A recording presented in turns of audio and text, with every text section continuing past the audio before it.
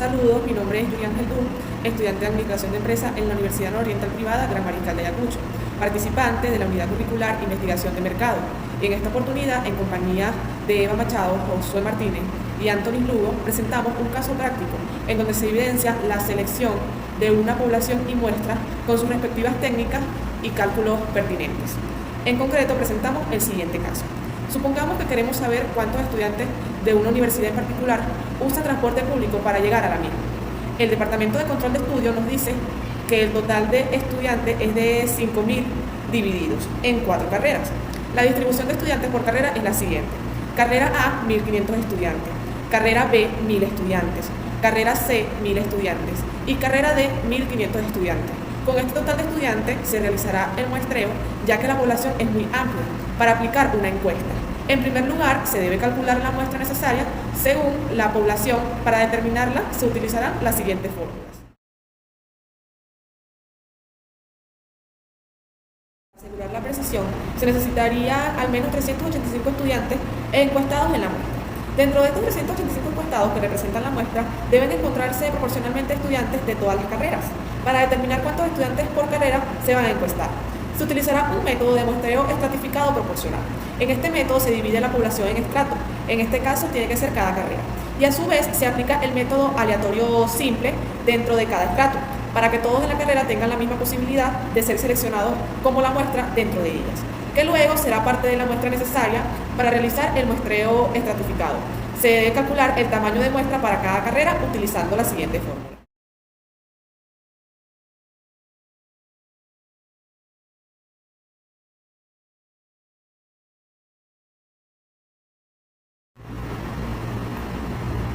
Una vez que tenemos los estudiantes a encuestar en cada carrera, se aplica un muestreo aleatorio simple para elegirlos dentro del estrato. Esto se realizó de la siguiente manera. Primero, se obtuvo una lista de todos los estudiantes de cada una de las 4 carreras. Se asignó un identificador único a cada estudiante, en este caso un número de lista. Y por último, se utilizó una herramienta de generación de números aleatorios para seleccionar al azar el número de estudiantes necesarios en cada carrera. Con la muestra calculada se procedió a recolectar los datos. Se aplicó la técnica de encuesta, utilizando como instrumento el cuestionario diseñado para conocer el uso del transporte público de los estudiantes. El cuestionario contó con tan solo 2 preguntas claras y precisas, con respuestas cerradas, que permitió obtener información fiable y válida, ya que son preguntas que pueden responder basadas en su experiencia y no es necesario escenarios hipotéticos para su llenado.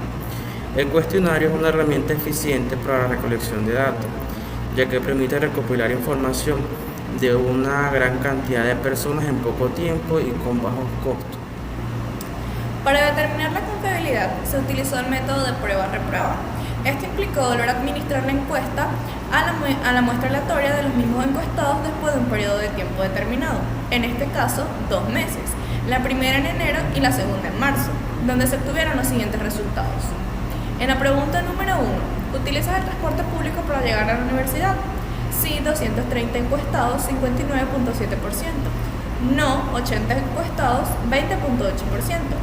A veces, 75 encuestados, 19.5%. En la pregunta número 2, ¿cuántas veces a la semana utilizas el transporte público para llegar a la universidad? Menos de 2 veces, 138 encuestados, 35.8%. De 2 a 4 veces, 180 encuestados, 46.8%. Y más de 4 veces, 67 encuestados, 17.4%. Para lograr determinar la confiabilidad, se necesita comparar los resultados de ambas encuestas. Una forma de hacerlo es utilizando el índice de concordancia kappa. El índice kappa mide el acuerdo entre 2 mediciones ajustadas para el acuerdo que se podría esperar por azar. Se puede interpretar como la proporción de acuerdo que se debe al acuerdo real por encima del que se esperaría por azar. El valor del índice kappa varía entre menos 0 y 1, donde un valor de menos 0 indica un total de discordancia. Un valor de 0 indica que el acuerdo observado es igual al que se esperaría por azar. Y un valor de 1 indica una total concordancia.